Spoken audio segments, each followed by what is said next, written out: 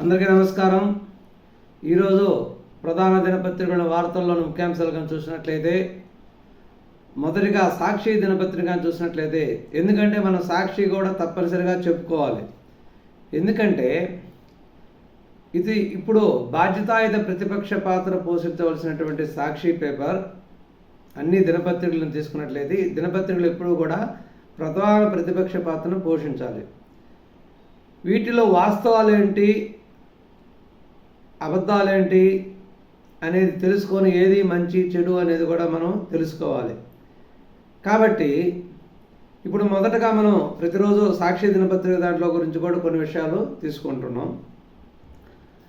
అసలు కారణం బాబు అరెస్టే, ఆ శిక్ష ఐపీఎస్లపై కక్ష, అధికారులను అక్రమ కేసులతో వేధిస్తున్న రాష్ట్ర ప్రభుత్వం, హనీ ట్రాప్ ఫోర్జరీ కేసుల్లో నిందితురాలైన జత్వానీకి ఒత్తాసు,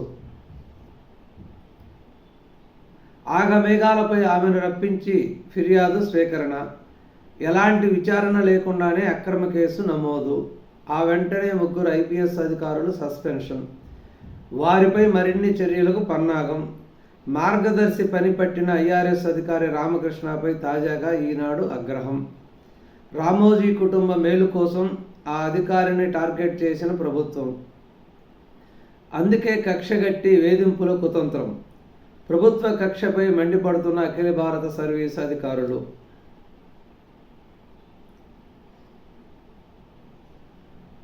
వలపుల వల, హానీ ట్రాప్తో బడాబాబులను బ్లాక్మెయిల్ చేయడం ఆమె వ్యవహార శైలి, ఫోర్జరీ పత్రాలతో మోసాలకు పాల్పడటం ఆమె నైజం, ఏపీ, మహారాష్ట్ర, ఉత్తరప్రదేశ్ సహా పలు రాష్ట్రాల్లో కేసులు ఆమె నేర చరిత్రకు సాక్ష్యం, ఫోర్జరీ నేరంపై విజయవాడ కోర్టు ఆదేశాలతో రిమాండ్, ఇది ఇటీవల నేపథ్యం. ఇదే గత 15 రోజుల నుంచి ముంబై నటి కాదంబరి జత్వానీ కేసుకు సంబంధించిన ఈరోజు సాక్షి పేపర్లో రాసిన ప్రధాన బ్యానర్ ఐటమ్. ఇప్పుడు ఒక మహిళకు సంబంధించి ఎటువంటి ఆధారాలు లేకుండా సాక్షి పేపరు ఇలా ఎలా రాయగలుగుతుంది?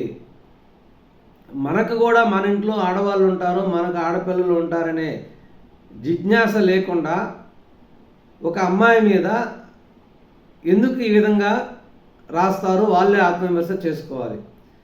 ఇప్పుడు ఈ రోజుల్లో ఏ కేసులు కూడా కాకపోతే ఒక వారం 10 రోజులు అట్లా ఇబ్బంది పెట్టాల్సిందే, కానీ సాక్ష్యాలు లేకుండా, వాస్తవాలు లేకుండా ఏ కేసులు కూడా నిలబడవు. చంద్రబాబు నాయుడిని అరెస్ట్ చేయటం వల్లే ఈ శిక్ష ఐపీఎస్లు కానీ మీరు రాశారు. చంద్రబాబు నాయుడిని అరెస్ట్ చేసినందుకే కానీ అయితే సిఐడి సంజయ్, కొల్లి రఘురామరెడ్డి వాళ్ళని అరెస్ట్ చేయాలి. వీళ్ళకి సంబంధం లేదు కదా. కాంతిరాయన్ టాటాకి, విశాల గున్నీకి, చంద్రబాబు నాయుడు అరెస్ట్కి ఎటువంటి సంబంధం లేదు. ఇంకా ఏదైనా ఉంటే అసలు మాజీ ముఖ్యమంత్రి జగన్మోహన్ రెడ్డి గారిని అరెస్ట్ చేయాలా, ఏది కక్ష సాధింపు చర్యలు కానీ అయితే. అసలు ఆ కేసు చంద్రబాబు నాయుడు గారి అరెస్టు కేసుకి దీనికి సంబంధించి ఎటువంటి పొంతన లేదు. అరెస్టు చేసిన అధికారులు వేరు, వీళ్ళు వేరు, ఆ సబ్జెక్ట్ వేరు, ఈ సబ్జెక్ట్ వేరు. హనీ ట్రాప్ కేసు మరి ఆ కాదంబరి జత్వానీ కేసులు అనేక రాష్ట్రాల్లో కేసులు ఉన్నాయి. ఆ కేసులు బయటకు తేండి. మీకు విపరీతమైన నెట్వర్క్ ఉండేటటువంటి ఛానల్, పేపర్, అన్ని వసతులు, సపర్యలు మొత్తం ఉన్నాయి మీ దగ్గర. ఉన్నప్పుడు దానికి సంబంధించిన సాక్ష్యాలు, ఆ హనీ ట్రాప్లో ఏమేమి కేసు ఉందో అవన్నీ బయటకు తేండి, ప్రజలకు తెలియజేయండి, కోర్టులో సబ్మిట్ చేయండి. సాక్ష్యాలు లేని ఏ కేసు నిలబడదు. ఇప్పుడు ఈ 3 ఐపీఎస్లు నిర్దాక్షిణంగా ఎటువంటి లీగల్ ప్రొసీజర్ను ఫాలో అవ్వకుండా కాదంబరి జత్వానీ విషయంలో వీళ్ళు వికృతంగా ప్రవర్తించారు. అంటే వీళ్ళు ప్రవర్తించడానికి కారణం ప్రభుత్వ పెద్దలు, అది తర్వాత సబ్జెక్టు. కాబట్టి వీళ్ళ మీద ఎందుకు మీరు ఆ అమ్మాయి మీద అలా ఒక ఆడపిల్ల అనేది మర్చిపోయి, ఒక మహిళ అనేది లేకుండా, ఆడపిల్లల మీద ఎంతో గౌరవంతో, ఆడవాళ్ళతో గౌరవంతో మీరు ఒక చట్టం కానటువంటి దిశా చట్టాన్ని ఒకటి తెచ్చి ప్రజలను మభ్యపెట్టారు, చట్టరూపం దాల్చకుండా. మరి ఆ విధంగా మహిళల మీద గౌరవం ఉన్నటువంటి వ్యక్తులు మీరు ఈ పేపర్లో ఈ విధంగా ఎలా రాస్తారు?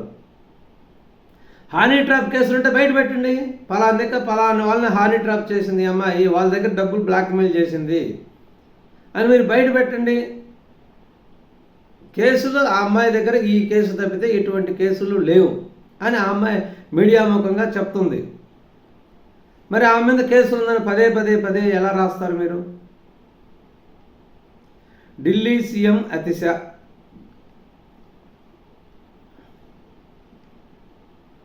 కేజ్రీవాల్ గత 2 రోజుల ముందు నేను రాజీనామా చేస్తున్నాను, పూర్తి స్థాయిలో ప్రజల మద్దతుతో మళ్ళీ గెలుపొందేదాకా నేను సీఎం పదవి చేపట్టనని చెప్పడం జరిగింది. 2 రోజుల తర్వాత రాజీనామా చేస్తానని ప్రకటించడం జరిగింది. దానికి అనుగుణంగానే ఢిల్లీ లెఫ్టినెంట్ గవర్నర్ సక్సేనాతో మీట్ అయ్యి రాజీనామా పత్రం అందజేసి జరిగింది. కొత్త సీఎంగా అతిష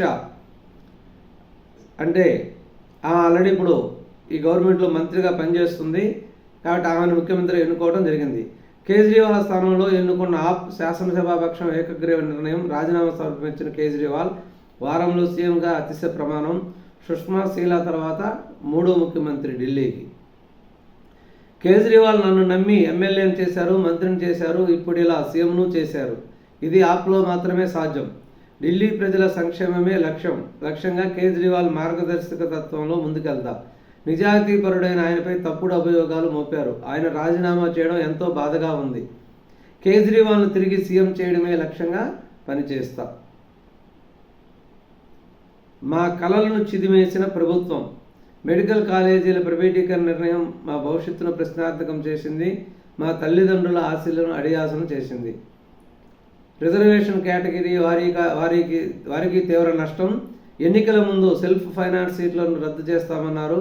అధికారంలోకి వచ్చాక అన్నీ ప్రైవేటు పరం అంటున్నారు. చంద్రబాబు లోకేష్ నమ్మించి గొంతు కోశారు. నీట్ ర్యాంకర్ల వారి తల్లిదండ్రుల ఆగ్రహం.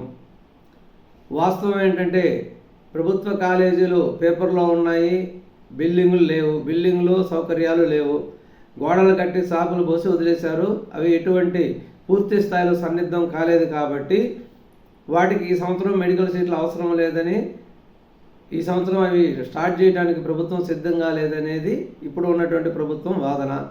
జగన్మోహన్ రెడ్డి వల్ల ఈ నష్టం జరిగింది. జగన్మోహన్ రెడ్డి కాలేజీలన్నీ కంప్లీట్ చేస్తుంటే పూర్తి స్థాయిలో సీట్లు అందుబాటులోకి వచ్చాయి. కానీ జగన్మోహన్ రెడ్డి పర్మిషన్లు అయితే ఇచ్చారు కానీ వాటికి నిధులు కేటాయించకుండా అవి పూర్తి స్థాయిలో పూర్తి చేయకుండా నిర్లక్ష్యం చేశారు అనేది ఇప్పుడు ప్రభుత్వ వాదన. ఇది ఈ సాక్షి పేపర్లో ఉన్నటువంటి కొన్ని ముఖ్యమైన వార్తలు. అదేవిధంగా ఈనాడు దినపత్రికను తీసుకున్నట్లయితే గ్రౌండ్ ఫ్లోర్లోని ఒక్కో కుటుంబానికి 25,000, మొదటి అంతకంటే పై అంతస్తులోని కుటుంబాలకు 10,000, రాష్ట్రంలోని ఇతర ప్రాంతాలలో నీట మునిగిన ఇళ్లకు 10,000, వరద బాధితులకు పరిహారం ప్యాకేజీ ప్రకటించిన చంద్రబాబు. అదేవిధంగా బుల్డోజర్ న్యాయం ఆపేయండి, అక్టోబర్ 1 వరకు మా అనుమతి లేకుండా ఒక్క కట్టడాన్ని కూల్చొద్దు, సుప్రీంకోర్టు ఆదేశం. ఆస్తులు అక్రమ ధ్వంసం రాజ్యాంగ ఉల్లంఘనే. జలాశయాలు ప్రభుత్వ స్థలాల్లోని అక్రమ కట్టడాలకు ఈ ఆదేశాలు వర్తించవని స్పష్టీకరణ. ఇది ఈ ప్రభుత్వం బుల్డోజర్ల సహాయంతో ఆస్తులను కూల్చివేయడం మీద సుప్రీంకోర్టు ఇచ్చినటువంటి ఆదేశం. కానీ జలాశయాలలో ప్రభుత్వ ఆస్తులను ఆక్రమించి కట్టిన వాటికి ఇది వర్తించదని చెప్పడం జరిగింది. స్థానిక బలిమే కలిమి, చారిత్రాత్మక ప్రభావం అధికమే. జమ్మూ కాశ్మీర్ తొలి విడత పోలింగ్ నేడే. అమ్మ గుర్తుకొచ్చింది, ప్రతి పుట్టినరోజున బెల్లం తినిపించి ఆశీర్వదించేది. ఈసారి ఆదివాసీ సోదరి పాయసం పెట్టి అమ్మలేని లోటు తీర్చారు. ఒడిశాలో మోదీ భావోద్వేగం. చట్టసభల్లో బీసీలకు 33% రిజర్వేషన్లు. నేడు మంత్రివర్గం ముందుకు దస్త్రం. 26 జిల్లాలలో బీసీ భవన్ల నిర్మాణం. 68 కాపు భవనాల పూర్తికి నిర్ణయం. ఎన్టీఆర్ విదేశీ విద్యోన్నత పథకాల పునరుద్ధరణ. బీసీ ఈడబ్ల్యూఎస్ సంక్షేమ శాఖలపై సమీక్షలో సీఎం నిర్ణయం. రాజధానిపై తప్పుడు కూతలకు వస్తే నోటికి తాళమేస్తా. ప్రైవేటు వైద్య కళాశాల జీవో జగన్ చెవికి కట్టి రాష్ట్రమంతా తిప్పుతా. వైకాపా నాయకులపై నిప్పులు జరిగిన చంద్రబాబు. ఆపరేషన్ బుడమేరు ప్రారంభిస్తామన్న సీఎం. మద్యం రిటైల్ వ్యాపారం ప్రైవేటుకే మళ్ళీ 2019 కంటే ముందున్న విధానం. మొత్తం 3,396 దుకాణాలు నోటిఫై. లాటరీ ద్వారా లైసెన్సులు కేటాయింపు. మంత్రివర్గ ఉపసంఘం ప్రతిపాదనలు నేడు కేబినెట్లో తుది నిర్ణయం. జే బ్రాండ్లతో 5 ఏళ్లలో 56,000 మందికి కిడ్నీ లివర్ సమస్యలు, మంత్రివర్గ ఉపసంఘం ధ్వజం. ఎట్టకేలకు మద్యం వ్యాపారం మీద ఒక నిర్ణయానికి వచ్చింది ప్రభుత్వం. అది అక్టోబర్ 4-5 తేదీల్లో దాని గురించి పూర్తిగా ప్రకటించి అమల్లోకి తీసుకొచ్చే పరిస్థితులు ఉన్నాయి. ఈ నెలాఖరులోపు విధి విధాన నిర్ణయాలన్నీ కంప్లీట్ అవుతాయి. అక్టోబర్ నుంచి అమల్లోకి వచ్చే అవకాశం ఉందని చెప్తున్నారు.